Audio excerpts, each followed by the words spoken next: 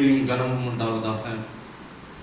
வாசிக்கும்படியாய் தெரிந்து கொண்ட வேத பகுதி ஆதியாகமம் 1ஆம் அதிகாரம் 3ஆம் வசனம். தேவன் வெளிச்சம் உண்டாக கடவது என்று என்றார், வெளிச்சம் உண்டாயிற்று. ஜெபம் பண்ணுவோம். மகா பரிசுத்தரே, அன்பின் பிதாவே, உம்மை துதிக்கிறோம் அப்பா. ஆண்டவர் கொடுத்த இந்த வசனங்களுக்காய் உமக்கு நன்றி ஆண்டவரே. இந்த வசனங்களை போதிக்கிற ஞானத்தை எங்களுக்கு தாங்க ஆண்டவரே. ஆண்டவரை கேட்கிற பிள்ளைகளும் 60, 30 ஆண்டவரை 100 பலன் பெற்றுக்கொள்ள ஆண்டவருக்கு உதவி செய்யுங்க. கேட்டோம் நிர்விசாரமாய் எழும்பி போனோம் அல்ல ஆண்டவரே. தங்கள் இருதயத்தின் பலகணிகளிலே இந்த வசனங்களை ஆண்டவரே வைத்து காத்து கொண்டு அதிலே அவர்கள் கனி கொடுக்க ஆண்டவர் உதவி செய்யுங்க. தொடர்ந்து ஆவியானவர் நடத்துங்க. போதிக்கிற எனக்கும் ஞானத்தை கட்டளையிடுங்க, பலப்படுத்துங்க. ரட்சம் உதவிக்கிற நல்ல பிதாவே, ஆமென், ஆமென். இந்த இடத்துல வேதம் சொல்லுது, தேவன் வெளிச்சம் உண்டாக கடவது என்று கட்டளையிட்டார், வெளிச்சம் உண்டாயிற்று. வெளிச்சம், இருள், அப்படி 2 காரியமாய் நம்முடைய வாழ்க்கையை கூட பிரிக்க முடியும். வெளிச்சம் நன்மையை கொண்டு வருகிறது. இருளானது தீமைக்கு நம்ம என்ன செய்யலாம், ஒப்பிடலாம்.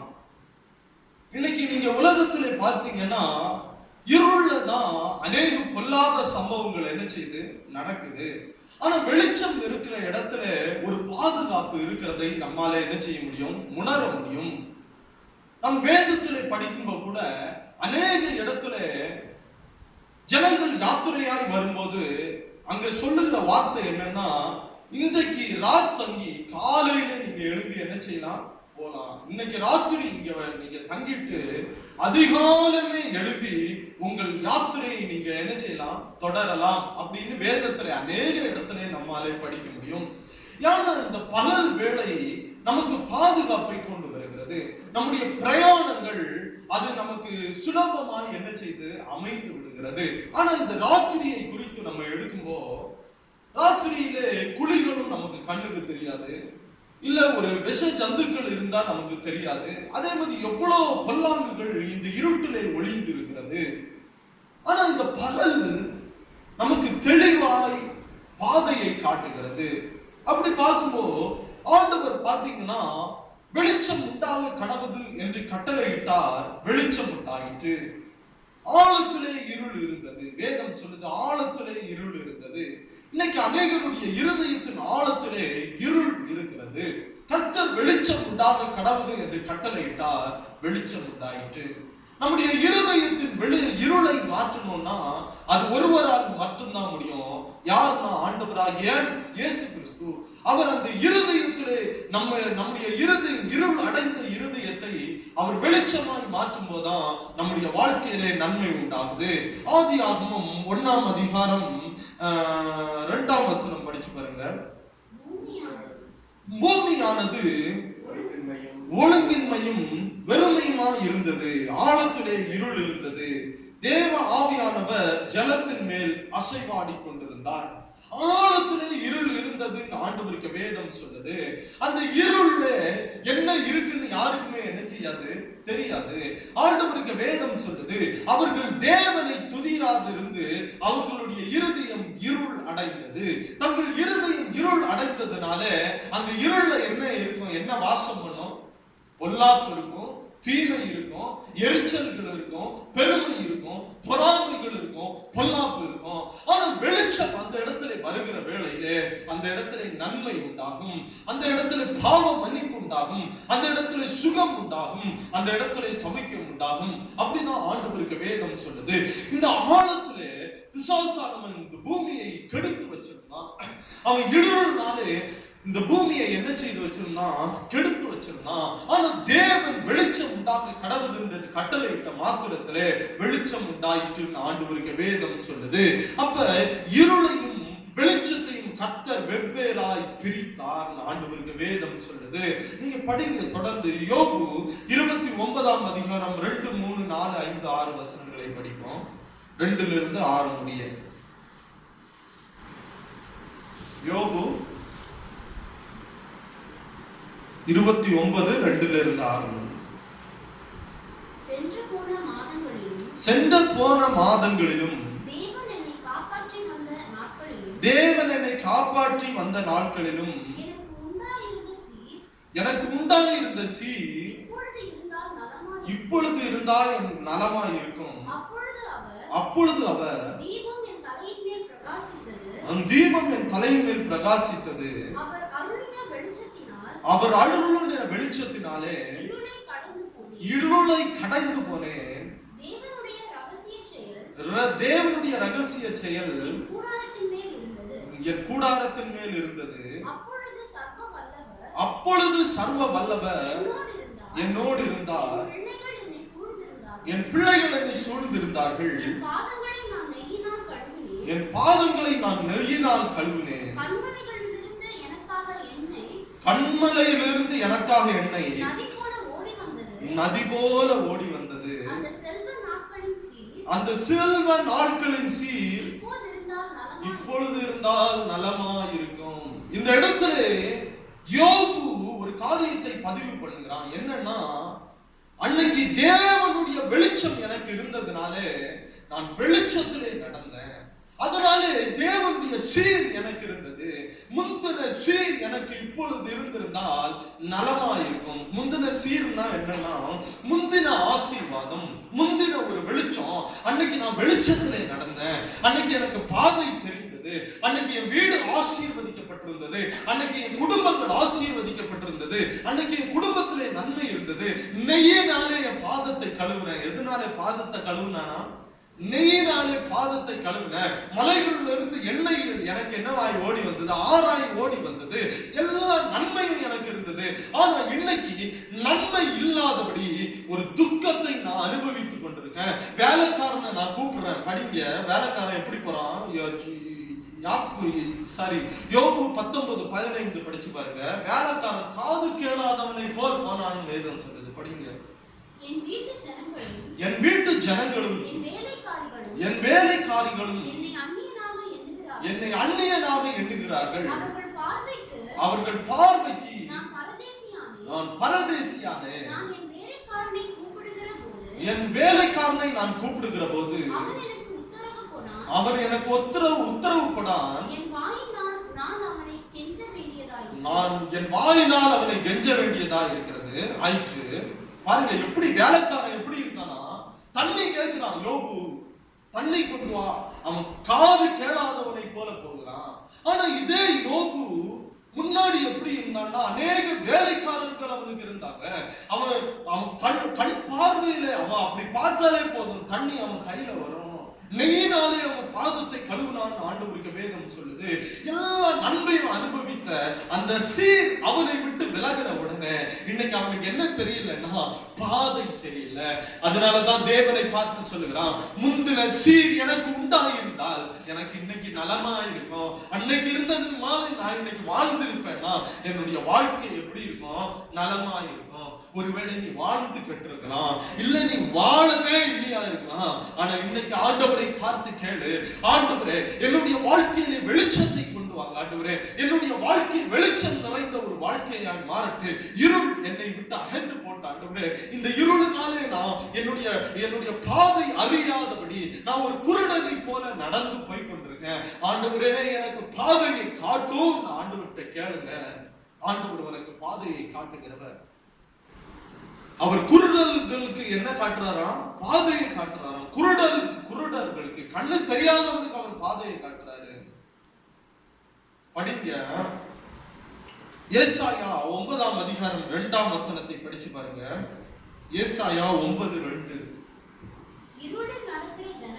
இருளில் நடக்கிற ஜனங்கள் பெரிய வெளிச்சத்தை கண்டார்கள். மரண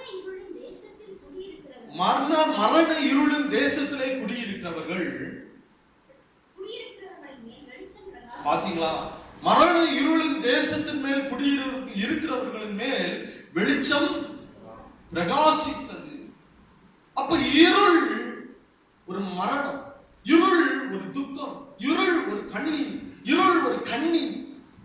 அதனாலதான் சங்கீதக்காரன் சொல்லுகிறான், வேடருடைய கண்ணுக்கு தப்பின குருவியை போல நான் தப்பினோம்.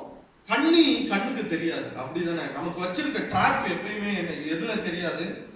கண்ணுல தெரியாது. முன்னாடி இருக்கிற ஆபத்தை நம்ம உணர்ந்து கொள்வோம். ஆனா நமக்கு தெரியாம இருக்கிற ஆபத்தை நம்மால என்ன செய்ய முடியாது, உணர்ந்து கொள்ள முடியாது. நாங்க சின்ன வயசுல பண்ணது இன்னைக்கும் ஞாபகம் இருக்கு. நாங்க ஒரு தடவை ஒரு பெரிய பள்ளத்தை தோண்டுறோம். அதுக்கு மேல நிறைய மரக்கிளைகளை எல்லாம் என்ன செய்துட்டோம், போட்டு மூடிட்டோம். டிராப் நைட்டு தோண்டப்பட்டது. நைட்டு எத்தனை மணிக்கு தோண்டப்பட்டதுன்னா ஒரு 6 மணிக்கு டிராப் தோண்டி நாங்க எல்லாம் என்ன செய்தாச்சு, வச்சாச்சு. அந்த டிராப்ல யாரு விழுந்தேன்னா என்னோட கடைசி மாமா விழுந்துட்டாங்க. ஏன்னா ராத்திரி நாங்கள் தோண்டி எல்லாத்தையும் மூடி வச்சுட்டோம். அவர் ராத்திரி லேட்டா வந்தது எங்க கிடந்தாரு, டிராப்ல விழும்பி எழும்பி வந்தாரு. அவர் சொல்றாரு, டேய் குழியெல்லாம் தோண்டி வச்சிங்களா நீங்க? ஆமா அப்படின்னு நாங்க சொன்னோம். ஆனா ஏன் அவர் அதுல விழுந்தாருன்னா, அந்த டிராப் ராத்திரி என்ன செய்யல தெரியல. குழி வெட்டப்பட்ட குழி ராத்திரி பார்க்க முடியல. அதுக்கு மேல மர கிளைகளை எல்லாம் நாங்க போட்டு நீட்டா அதை ரோடா என்ன செய்து வச்சிருந்தோம், சொல்லுங்க, பண்ணி வச்சிருந்தோம். அவர் அதுல என்ன செய்தாரு, அகப்பட்டார். ஏன்னா இருட்டுல கண்ணு தெரியாது, இருட்டு, கார் இருள், மரண இருளின் தேசம். ஆனா வெளிச்சத்துல வந்திருந்தா அவர் என்ன செய்திருப்பாரு, அந்த இடத்துல யோசிச்சிருப்பாரு, இந்த இடத்துல என்னத்துக்கு இந்த பசங்க இந்த கிளையெல்லாம் கொண்டு வச்சிருக்கானுங்க, கொஞ்சம் என்ன செய்திருப்பாரு, யோசிச்சிருப்பாரு. ஆனா அன்னைக்கு யோசிக்கிற தருணம் நமக்கு கொடுக்கப்படல. அதுதான் இருள்ல நடக்கிற வழி. நம்ம அந்த குழியில விழுந்துருவோம், நம்ம அதுல சிக்கிக் கொள்ளுவோம். ஆனா வெளிச்சமாகிய கிறிஸ்து நமக்கு வழிகாட்டும் போ நம்முடைய பாதை தெளிவுள்ள ஒரு பாதையாயிருக்கும். யோபு அதுதான் சொல்றான், முந்தின சீரை காட்டணும், பிந்தின சீர் எனக்கு நற்சீரா இருக்கும்படி கர்த்தர் செய்ய வேணும். என் முந்தின சீர் நல்லா இருக்குது, இப்ப நான் கஷ்டப்படுறேன், இப்ப நான் இருள்ல நடக்கிறேன். இனி என் பிந்தின சீரை ஆண்டவர் நன்மையாய் மாற்றுவாரோ நம்ம ஏங்குகிறான். உன்னுடைய வாழ்க்கையை ஆண்டவர் நன்மையாய் மாற்றுவார். நீ ஒருவேளை ஆரம்பத்துல சுகித்து சந்தோஷமாய் வாழ்ந்திருக்கலாம், இன்னைக்கு நீ துக்கத்தை அனுபவித்து நீ பாடுபட்டு கொண்டிருக்கலாம். ஆனா ஆண்டவரை நோக்கி கேடு, ஆண்டவரை முந்தின சீரை காட்டுங்க, என் பிந்தின சீரை நற்சீராய் மாற்றுங்க ஆண்டவரே, நன்மையின் சீராய் மாற்றுங்க. கர்த்தராலே கூடாத காரியம் ஒன்றுமே இல்லை. சங்கீதம் 90:14 படிங்க.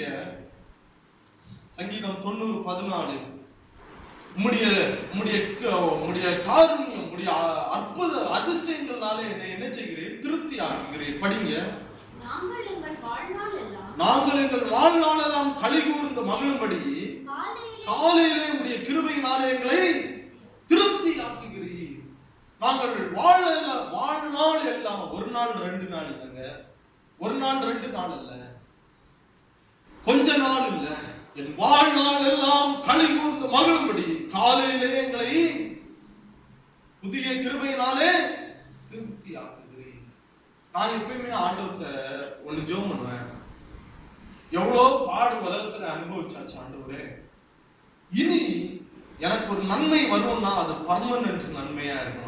அது வந்து போறதா என்ன செய்யக்கூடாது, இருக்கக்கூடாது, சீசனலா இருக்கக்கூடாது. அப்படித்தானே? சில பழம் சீசனுக்கு தான் கிடைக்கும். எத்தனை பேருக்கு தெரியும்? சில பழம் சீசனுக்கு தான். ஆரஞ்சுன்னா அது ஒரு சீசன். அடுத்து என்னது, ஆப்பிளுக்கு ஒரு சீசன்.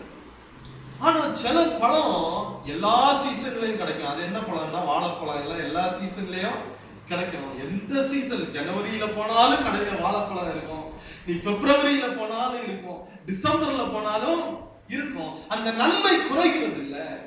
அதே நீங்க ஆரஞ்சு பழத்தை தேடி பாருங்க, ஒரு சீசன்ல கிடைக்கவே. பலாப்பழத்தை தேடி பாருங்க, ஒரு சீசன்ல உங்களுக்கு கிடைக்கவே. தர்பூசணி மே மாசம் வராம உங்களுக்கு என்ன செய்யாது, கிடைக்காது. அது சீசனல் ஃப்ரூட். ஆனா உன் வாழ்க்கையில கனி எப்படி இருக்கணும்னா, எந்த மாதத்திலையும் நீ நன்மையை அனுபவிக்க வேணாம். அதை கேளுங்க ஆண்டவர்கிட்ட. எந்த மாதத்திலையும் நான் குறைந்தவனாய் இருக்கக்கூடாது ஆண்டவரே. ஒருவேளை முன்னாடி நீங்க நல்லா வாழ்ந்துருக்கலாம், இன்னைக்கு கஷ்டப்பட்டு இருப்பீங்க.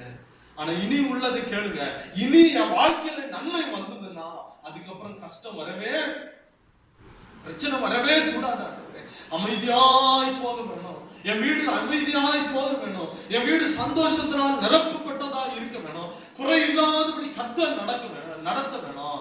அவன் யோபு சொல்றான், முந்தின சீரை காட்டிலும் பிந்தின சீர் நற்சீர். எப்படியா? யோபுவை குறித்து வேதம் சொல்லுது, ஆண்டவர் அவனை இரட்டிப்பான நன்மையினாலே அன்னைக்கு ஒரு 300 ஒட்டகம் இருந்ததுன்னா இன்னைக்கு எத்தனை இருக்கு அவன்கிட்ட? எத்தனை ஒட்டகம்? 600 ஒட்டகம் வச்சிருக்கான். அன்னைக்கு 300 ஒட்டகம், இன்னைக்கு 600. ஏன் மாறுச்சுன்னா கர்த்தர் அவனை ஆசீர்வதித்தார். படிங்க எரேமியா 31ஆம் அதிகாரம் 12 13 வசனம். எரேமியா 31 12 13. அவர்கள் வந்து சீயோனின் உச்சியிலே கம்பீரித்து கர்த்தர் அருளும் கோதுமை, திராட்சைரசம், எண்ணெய், ஆட்டுக்குட்டிகள், கன்றுக்குட்டிகள் என்பவைகளாகிய இந்த நன்மைகளுக்காக ஓடி வருவார்கள். அவர்களுடைய ஆத்துமா நீர்ப்பாய்ச்சலான தோட்டம் போல் இருக்கும். அவர்கள் இனி தொய்ந்து போவதில்லை. அப்பொழுது கன்னிகைகளும் வாலிபரும் முதியோரும் கூட ஆனந்த களிப்பாய் மகிழுவார்கள். நான் அவர்கள் துக்கத்தை சந்தோஷமாகவும் அவர்களை தேற்றி அவர்கள் சஞ்சலம் நீங்க அவர்களை சந்தோஷப்படுத்துவேன். ஆண்டவர் எப்படி சொல்றாரு பாருங்க. ஆனா ஜனங்க எதுக்கு வந்தாங்க? ஆண்டவர் கொடுக்கிற எதுக்கு வந்தாங்க? ஆடுக்காக வந்தா, மாடுக்காக வந்தா, சாப்பாட்டுக்காக வந்தா, கோதுமைக்காக வந்தான். ஆனா ஆண்டவர் அவர்களுக்கு என்ன செய்வாரா? நித்திய அனந்த களிப்பை கொடுப்பாரா? அவர்களுடைய வாழ்க்கை சந்தோஷமாய் மாறும். ஆண்டவருக்கு வேதம் சொல்லுது.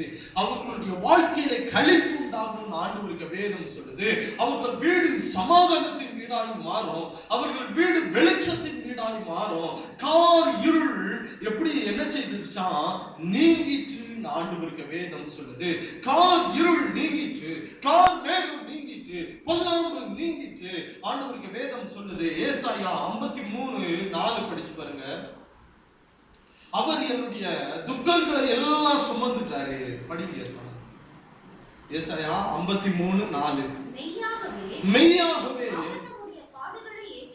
அவர்களுடைய பாடுகளை ஏற்றுக்கொண்டு நம்முடைய துக்கங்களை சுமந்தார்.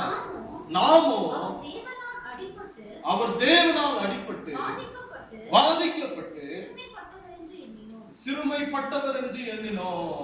யார் நம்முடைய துக்கத்தை எல்லாம் சுமந்தது? ஆண்டவராகிய இயேசு கிறிஸ்து. நம்முடைய துக்கத்தை, நம்முடைய பாவங்களை, நம்முடைய மரண இருளின் அடிமைத்தனங்களை எல்லாவற்றையும் அவர் உடைச்சு நம்மளை எப்படி மாற்றிட்டாரு? வெளிச்சத்தின் பிள்ளைகளாய் மாற்றிட்டாரு. வெளிச்சத்திலே நம்ம இன்னைக்கு வாழுகிறோம். யானா ஆண்டவருடைய கிருபை.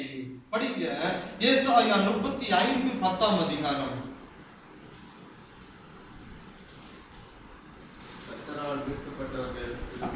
கர்த்தரால் மீட்கப்பட்டவர்கள் திரும்பி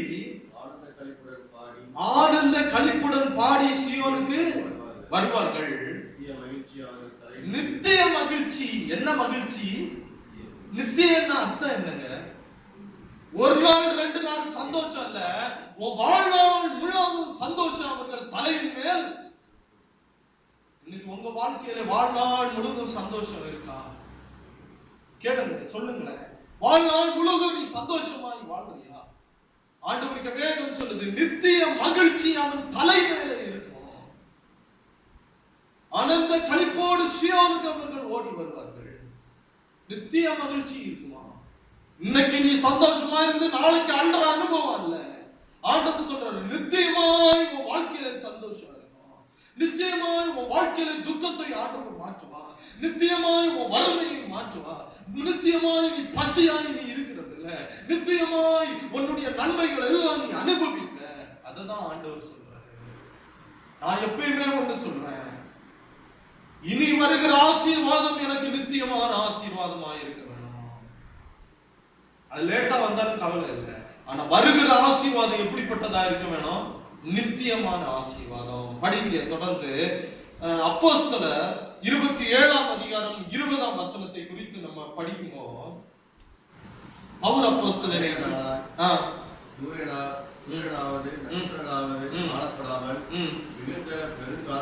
சூரியனாவது நட்சத்திரங்களாவது காணப்படாமல் மிகுந்த பெருங்காற்று மழையும் அடித்துக் கொண்டிருந்தபடியினால் இனி தப்பி பிழைப்போம் என்று நம்பிக்கை முழுமையாய் அற்று போயிற்று. இங்க ஒரு பிரயாணம் நடக்குது. என்ன பிரயாணம்னா கப்பல் பிரயாணம். பவுல் அப்போஸ்தலனும் ஒரு கைதியாய் அந்த கப்பல்ல இருக்கான். இந்த பிரயாணத்துல மிகுந்த காற்றும் கொந்தளிப்பும் உண்டாயிற்று. சூரியனை பார்த்து பல வாரங்கள் ஆயிடுச்சு. நீங்க ஞாபகத்துல வச்சுக்கோங்க, கடுமையான மழை பெய்து சூரியனே அவங்க பார்க்கல. அங்க ஒரு காரியம் உண்டாகுது. இனி தப்பி பிழைப்போம் என்கிற நம்பிக்கை அற்று போயிடுச்சு. எல்லாம் சோர்ந்துட்டான். எல்லாம் சோர்ந்து போய் அவன் துக்கித்து படுத்து கிடக்கிறான். இந்த பவுல் அப்போஸ்தலனை குறித்து நம்ம பார்ப்போம். அநேக இடத்துல அடிக்கப்பட்டான், அநேக இடத்துல கல்லூரியப்பட்டான், அநேக இடத்துல துரத்தப்பட்டான். அவன் பட்ட வேதனைக்கு அளவே நீங்க அதை படிக்க முடியும். அப்போஸ்தலர் 17:13 படிச்சு பாருங்க. எடுத்தவங்க அப்போஸ்தலர் 17:13. தென்றல் மெதுவாய் அடித்தபடியால் தாங்கள் கோரினது கைகூடி வந்தது என்று எண்ணி அவரிடம் விட்டு பெயர்ந்து என்ன தீவு? இறைத்தா தீவுக்கு அருகாமையிலே ஓடினார்கள். கொஞ்ச நேரத்துக்குள்ளே மோதிட்டு ஒரு பெரிய கடும் காற்று மோதிட்டு கப்பல் அதில் அகப்பட்டு கொண்டு காற்றுக்கு எதிர்த்து போக கூடாதபடினா போதும். நீங்க பாருங்க, இங்க போராட்டம். என்ன போராட்டம்னா காற்று பலத்ததாய் அடிக்குது. எப்படி போகணும்ன்ற வழி என்ன செய்யல தெரியல. 17:13 படிச்சு பாருங்க. அப்போஸ்தலர் 17:13. இந்த பவுல் அப்போஸ்தலன் படுகிற பாடு அதுல இருக்கு. படிங்க. எராயாவிலும் தேவ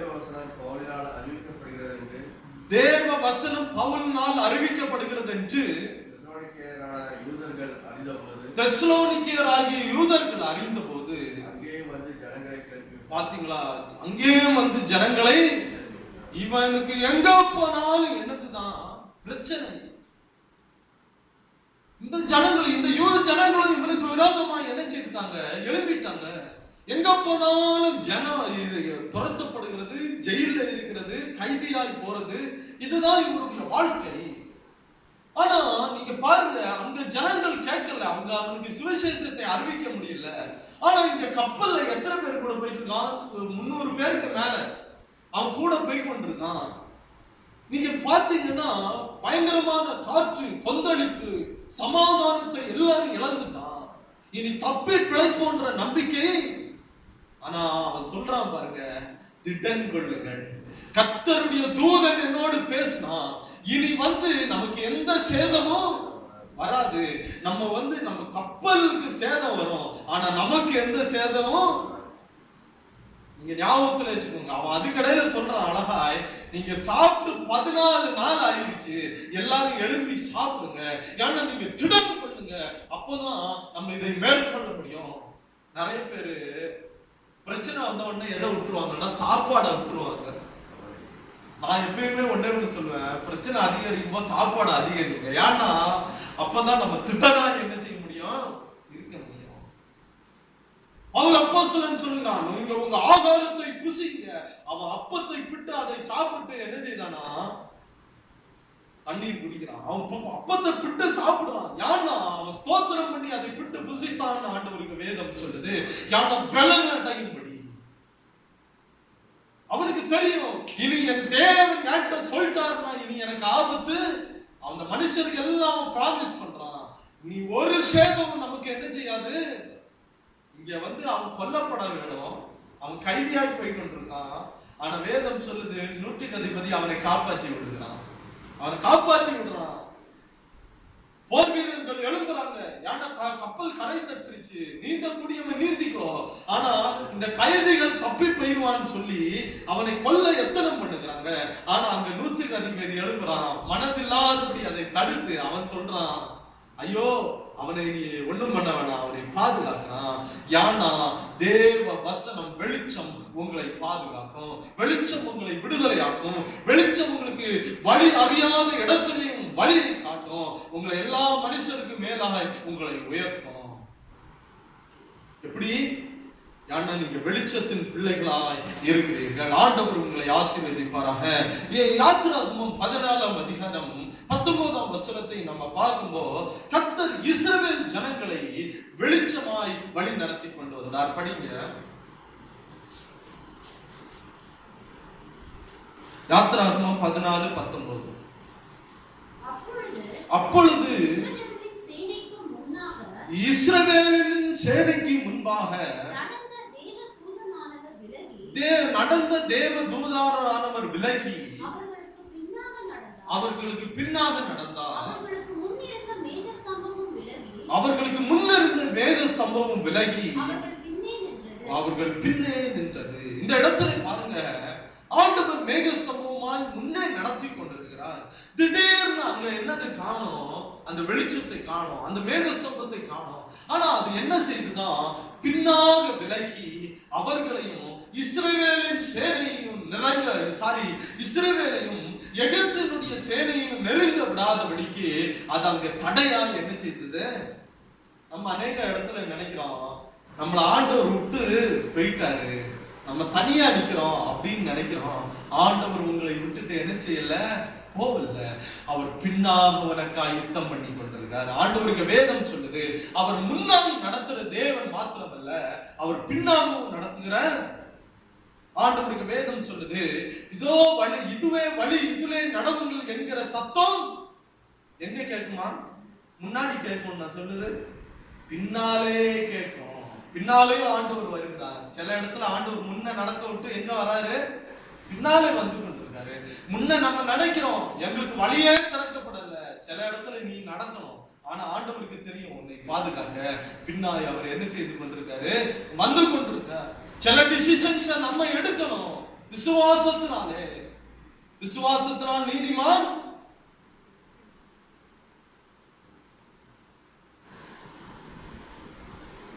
சில காரியத்தை நம்ம தான் டிசிஷன் பண்ணணும்.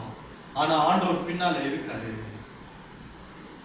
உன் நம்பிக்கை என்ன அதுன்ற அதை ஆண்டவருக்கு என்ன செய்ய வேணும்? வெளிப்படுத்த வேணும். என்னுடைய விசுவாசம் என்ன அப்படின்றத நம்ம என்ன செய்ய வேணும்? தேவனுக்கு முன்பாய் காட்ட வேணும். படிக்க ஏசாயா 60ஆம் அதிகாரம் 2-4 வரைக்கும் படிப்போம். ஏசாயா 60:2-4. இதோ இருள் பூமியையும்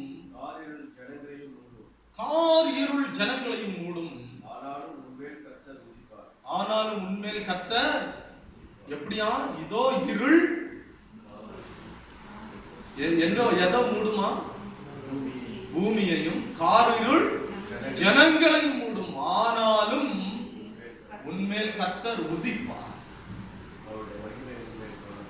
அவருடைய மகிமை உன்மேல். எப்படியா ஆண்டவர் எப்படி நம்மை நடத்துகிறார்? கார் இருளே அவர் வெளிச்சத்தை காட்டுகிறார். கார் இருள். நான் எப்பயுமே ஒண்ணு நான் சொல்லுவேன். ஒரு தடவை கேரளால என் மாமா பையன் தங்கி இருந்தான். ஒரு இடத்துல அவன் தங்கி தாத்தா வீட்டுல தங்கி இருந்தான் கேரளால. அப்ப நான் அவனை தேடி போகிறேன். நான் அப்ப கொஞ்சம் வாலிபன், கொஞ்சம் தைரியசாலி. அன்னைக்கு இருந்த தைரியங்கள் ஒரு அசாத்திய தைரியம். எங்க வேணாலும் எப்ப வேணாலும் போவேன். அதுதான் என்னுடைய தைரியம். நான் ஒரு நாள் அவனை தேடி பஸ் ஏறி பல கிலோமீட்டர்கள் தாண்டி நான் வரேன். அப்ப நான் கேட்கிறேன், இந்த இடத்துக்கு போய் வழி எப்படி? அப்ப அவங்க என்கிட்ட சொன்னாங்க, தம்பி அந்த வழியாய் நீ போக முடியாது, அது கார் இருள் நிறைந்த வழி. நான் அப்ப அவர்கிட்ட சொன்னேன், இல்ல நான் போயிருவேன் தேடி. உடனே அவர் சொன்னார், இந்த டார்ச்சை கொண்டு போ, திரும்பி வரும்போது கொடு, இல்ல நாளைக்கு யார்கிட்டயாவது கொடுத்து அனுப்பு. நான் சொன்னேன், டார்ச்சர் எல்லாம் வேண்டாம், நான் போயிருவேன். ஆனா நான் ஒரு நம்பிக்கையோடு அந்த இடத்துல போக ஆரம்பிச்சேன். உண்மையாய் சொல்லுகிறேன், கார் இருள்னா என்னன்னு நான் அன்னைக்குதான் என்ன செய்யறேன் தெரிஞ்சுக்கிட்டேன். பாதை அறிய முடியல, எங்கெல்லாமோ குதிக்கிறேன், எதுல எல்லாமோ ஏறுறேன். கார் இருள். எனக்கு எப்படி நீ திரும்பி வருகிறதுன்னு தெரியாம போச்சு. திரும்பி வர்ற ரூட்டும் என்ன செய்யல தெரியல. ஏன்னா இருட்டு, எங்கெல்லாமோ குதிச்சு ஒத்தடி பாதை எல்லாம் குதிச்சு போறேன். அதுக்கப்புறம் தூரத்திலே ஒரு வெளிச்சத்தை கண்டேன். ஒரே ஒரு பல்பு எரிஞ்சிட்டு இருக்குது. அதை டார்கெட் பண்ண. இந்த பல்பு இருக்க இடத்துல ஒரு ஆள் இருப்பான். இந்த பல்பு இருக்க இடத்துல ஒரு ஆள் இருப்பான். அது எங்க 1 கிலோமீட்டருக்கு அந்த பக்கம் எரியுது. அது எகிரி எகிரி குதிச்சேன், எங்கெல்லாமோ குதிச்சேன், எந்த குழியில எல்லாமோ விழுந்தேன். என்னுடைய டார்கெட் என்னன்னா அந்த லைட், அந்த வெளிச்சத்துக்கு அடியே நான் போய் உட்கார்ந்தா கூட காலையில விடிஞ்சிரும், யாராவது வருவாங்க, நம்ம என்ன செய்திடலாம், வந்துடலாம். அதுதான் நம்பிக்கை. நான் அந்த வெளிச்சத்தை விடல. அந்த வெளிச்சத்தை நான் தொடர்ந்து முன்னேறி போய்கொண்டே இருந்தேன். அது மகா கொடிய வழியா இருந்தது. அதை என்னால வர்ணிக்க முடியல. எங்கேயோ நான் குதிக்கிறேன் அந்த இருள்ல, அடுத்து எங்கேயோ ஏறுறேன், திரும்ப நடந்து நடந்து நடந்து நான் மேல எங்கேயோ வரேன். அங்க ஒரு 3 பேர் என்னை தேடி வராங்க லைட் எடுத்துட்டு. ஏன்னா யாரோ அந்த வழியா வராங்க, யாருன்னு தெரியலன்னு அவங்க லைட் எடுத்துட்டு எங்க வராங்க, தேடி வராங்க. என்கிட்ட கேக்குறாங்க, நீங்க யாரு? நான் சொல்றேன், இருட்டுல நடக்குது இதெல்லாம். நான் சொல்றேன், இதே மாதிரி ஒரு வைத்தியர் வீடை தேடி வந்தேன். அவங்க சொன்னாங்க, நீங்க அந்த கரைக்கு இந்த கரைக்கு வந்துட்டீங்க, இங்க இருந்து அப்படி போனோம், இங்க இருந்து அவர் இன்னொரு லைட்டா எனக்கு காட்டுறாரு, இந்த இருந்து அதோ லைட் எரியுது, அதுதான் அவங்க வீடு, இப்படியே போங்க, அந்த இடத்துக்கு நம்ம என்ன செய்திடலாம், போய் சேர்ந்துடலாம். எப்படியோ அந்த இடத்துக்கு நான் போய் சேர்ந்து அங்க இருக்க எல்லாரும் ஆச்சரியப்பட்டாங்க, எப்படி நீ வந்து சேர்ந்த, என்ன துணிகிறோம் உனக்கு, உனக்கு பயமா இல்லையா, இந்த இடத்துல யாரும் இந்த வேலையில வரமாட்டாங்க. ஏன்னா கர்த்தர் நமக்கு வெளிச்சமா இருக்கும்போ எந்த கார் இருளையும் நம்மளால என்ன செய்ய முடியும், நடக்க முடியும். அவர் வெளிச்சத்திலே வெளிச்சமா இருக்கிறாரா, அவர் வழியிலே வழியை காட்டுகிற தேவனாக இருக்கிறார். அவர் நம்மை நடத்துகிறவர். அதுதான் ஆண்டவருக்கு வேதம் சொல்லுது, ஜனங்களை கார் இருள் மூடும், அந்தகாரம் மூடும், ஆனாலும் நான் வெளிச்சத்திலே நடப்பேன். ஏன்னா கர்த்தர் எனக்கு வெளிச்சமாய். எத்தனை பேர் சொல்றீங்க அல்லேலூயா சொல்லுவாங்க, கர்த்தர் எனக்கு வெளிச்சமா இருப்பார். அவர் இருளிலே வெளிச்சத்தை காட்டுகிற தேவன். இந்த இருள்ல என்ன இருக்குன்னு யாருக்குமே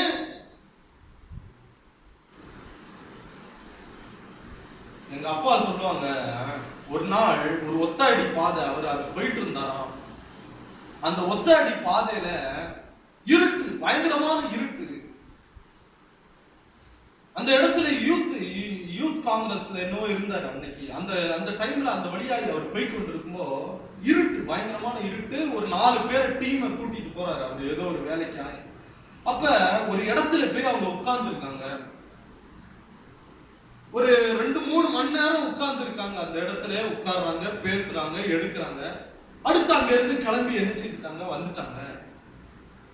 எப்படியோ ஒரு எல்கையை பிடிச்சு வந்துட்டாங்க. ஆனா அடுத்த நாள் எங்க அப்பா திரும்ப அந்த வழியாகி போகும்போ ஒரு மனுஷன் செத்து கிடக்குறாங்க. எந்த இடத்துல இவங்க பக்கத்துல உட்கார்ந்து இருந்தாங்களோ அந்த இடத்துல ஒரு மனிதன் எப்படி இருக்கானா, செத்து கிடக்குறான். எங்க அப்பா சொல்றாங்க, அந்த இருட்டுல எங்களால என்ன செய்ய முடியல, ஒரு பணம் அங்க இருக்குன்னு எங்களுக்கு தெரியாம போச்சு. ராத்திரி ஃபுல்லா அங்கதான் என்ன செய்திருக்காங்க, இருந்திருக்காங்க. ஆனா பக்கத்துல என்ன இருந்திருக்கு, அவங்க இருந்ததுக்கு பக்கத்துல அது கடந்திருக்கு. ஆனா இருளுனாலே அது நமக்கு என்ன செய்யாத போச்சு, தெரியாம போச்சு. இருள் அப்படிப்பட்டது. இருள் அநேக பாவங்களையும் சாபங்களையும் மரணங்களையும் நமக்குள்ளா என்ன செய்து வச்சிருக்கு, ஒளிச்சு வச்சிருக்கு. கர்த்தராகிய வெளிச்சம் நம்முடைய இருதயத்திலே வரலன்னா நம்முடைய வாழ்க்கை இருள் அடைந்ததாய் மாறிப்போம். ஆண்டவர்கிட்ட கேட்போம், ஆண்டவரே இருதயத்தை எப்படி மாற்றுங்க, வெளிச்சமாய் மாற்றுங்க, என் இருதயத்திலே வெளிச்சம் வரட்டு.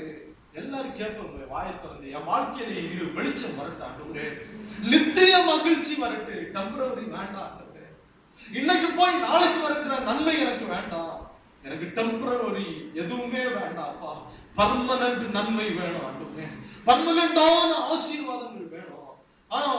எனக்கு இன்னைக்கு போய் நாளைக்கு வர எதுவுமே எனக்கு தேவை கிடையாது. ஆண்டவர்கிட்ட சொல்லுங்க, ஆண்டவர் உன் வீட்டை ஆசீர்வதிப்பார், நிரந்தரமான வருமானத்தை தாங்க ஆண்டவரே. இன்னைக்கு ஒரு வருமானம், நாளைக்கு ஒரு வருமானம் அல்ல, நிரந்தரமான வருமானம், நன்மையான வருமானங்களை தாங்க. எங்க வீடை நன்மையாய் ஆசீர்வதிங்க. எல்லாரும் உங்க வீடை கர்த்தர் ஆசீர்வதிக்க உண்மை உள்ளவராக இருக்கிறார். உன்னை வாழாக்காமல் தலையாக்கி உன்னை கீழாக்காமல் மேலாக்குவேன்னு சொன்ன தேவன் உன்னை தொடர்ந்து மேல மேல மேல மேல உயர்த்துவார். நீ கீழே போவதில்லை, கீழே போகிறது இல்ல. யோபு பட்ட பாடுகளை அவன் எழுதுகிறான். ஐயோ, நான் என் வேலைக்காரன் நான் கூப்பிட்டு கூட பார்க்காம போறான். கவலைப்படாத, இன்னைக்கு பார்க்க மாட்டான். ஆனா ஆண்டவர்கிட்ட நித்திய மகிழ்ச்சியை கேளு. முந்தின சீரை காட்டிலும் பிந்தின சீர் நற்சீர்னு ஆண்டவருக்கு வேதம் சொல்லுது. அந்த நற்சீரை கேளு. உன் வீட்டுல நற்சீர் திரும்பும்போ திரும்ப ரெட்டிப்பான நன்மை வரும், ரெட்டிப்பான வேலைக்காரர்கள் வருவாங்க, ரெட்டிப்பான ஆடு மாடு உன்னுடைய எல்லா மிருக ஜீவன்களும் ஆசீர்வதிக்கப்படும், உன் வீடு ஆசீர்வதிக்கப்படும். ஒரு வீடு தான் உனக்கு இருக்கலாம், இன்னி ஒரு 10,000 வீடை நீ கட்டுவ. ஏன்னா கர்த்தர் உன்னை ஆசீர்வதிக்கிற தேவன்.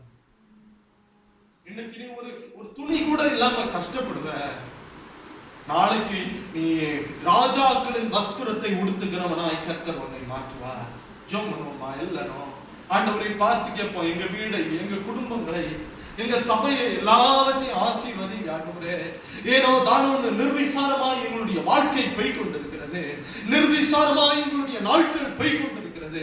இனி அப்படி அல்ல ஆண்டவரே, நாங்கள் ஆசீர்வதிக்கப்பட்ட ஒரு தேவ பிள்ளைகளாய், தேவ கூட்டமாய் மாற எங்களுக்கு உதவி செய்யுங்க.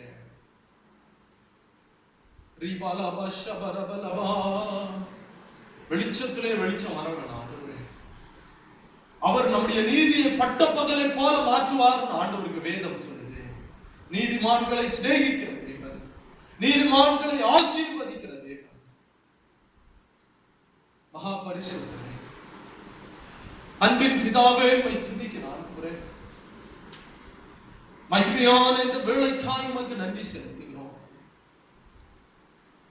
பாவத்தின் சம்பளம் மரணம் ஆண்டவரே, நித்தியமான வழி முடிய ஜீவ வழி அப்பா, அது ஜீவனுக்கு ஏற்ற வழி. அதை நாங்கள் பிடித்துக் கொள்ள உதவி செய்யுங்க. பாவத்தினாலே வந்த இருளை கர்த்தர் மன்னிப்பீராக, பாவத்தினாலே வந்த சாபங்களை கர்த்தர் மன்னிப்பீராக. அவர்கள் துதியாததினாலே அவர்களுடைய இருதயம் இருள் அடைந்தது நம்முடைய வேதம் சொல்லுது. இருதயத்தை வெளிச்சமாய் மாற்றுங்க. நம்முடைய பிள்ளைகளுடைய இருதயத்தை, குடும்பத்தை ஆண்டவரே வெளிச்சமாய் மாற்றுங்க. தேவ அனுகிரகமும் நன்மையும் ஒவ்வொரு பிள்ளைகளுக்கும் நிறைய தங்கி இருக்கின்றன. இந்த பிரசங்கங்களை கேட்டுக்கொண்டிருக்க எல்லா பிள்ளைகளுடைய வாழ்க்கையிலையும் இருளை வெளிச்சமாய் மாற்றுங்க ஆண்டவரே. தெளிவான வெளிச்சத்திலே நடக்கிற பிள்ளைகளாய் ஒவ்வொரு பிள்ளைகளும் மாறுவார்களாக. கர்த்தர் தாமே அனுகிரகம் பண்ணுகிறாக. வந்த ஒவ்வொரு பிள்ளைகளுக்காய் நன்றி. எல்லா நன்மையினாலும் உடைய பிள்ளைகளை ஆசீர்வதிங்க. இன்னைக்கு எங்க சபையிலே ஆண்டவரே நடக்கிற எல்லா நன்மைகளுக்காகவும் உங்களுக்கு நன்றி அப்பா. ஆண்டவரே, சபை பிள்ளைகளுடைய வாழ்க்கையில நடக்கிற ஒவ்வொரு நன்மைக்காகவும் நன்றி. எல்லாவற்றையும் கர்த்தர் ஆசீர்வதித்து பிள்ளைகளை உயர்த்துங்க. வாளாக்காமல் தலையாக்கி, கீழாக்காமல் மேலாக்குங்க. ஆண்டவரே, இந்த பிரசங்கங்களை யூடியூப்லையும் கேட்கிற ஒவ்வொரு பிள்ளைகளையும் கர்த்தர் தாங்குங்க, ஏந்துங்க, ஆசீர்வதிங்க, வெளிச்சத்துல நடத்துங்க. சமாதானம் நன்மை ஒவ்வொரு பிள்ளைகளோடும் தங்கி இருப்பதாக. அடியனை குடும்பத்தையும் கூட உங்களுடைய பொறுப்புல எடுத்துங்க. தூரத்துக்கும் சமீபத்துக்கும் தேவனாயிருக்கிறவர் எல்லாரையும் வெளியடைத்து பாதுகாத்துக் கொள்கிறேன். குற்றமுறைகள் எல்லாம் நீங்க இறைச்சி முஜிபிக்கிறேன் நல்ல பிதாவே. ஆமென்.